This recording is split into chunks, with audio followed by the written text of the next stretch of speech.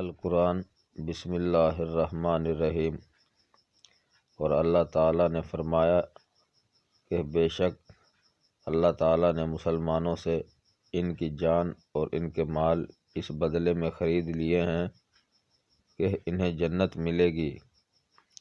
وہ مسلمان اللہ کے راستے میں جہاد کرتے ہیں اور اس طرح محارب کفار کو یہ مارتے ہیں اور خود بھی مارے جاتے ہیں۔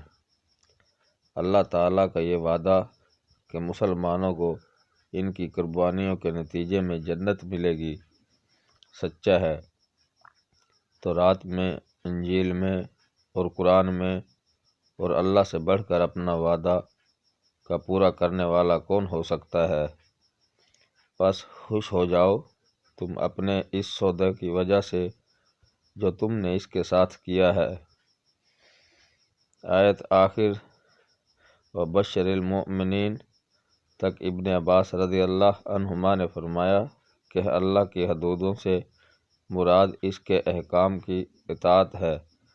ناظرین کرام، مزید ویڈیوز دیکھنے کے لیے چینل سبسکرائب کریں اور بیل آئیکن پریس کریں تاکہ ہر آنے والی ویڈیو آپ کو بر وقت موصول ہو۔ شکریہ۔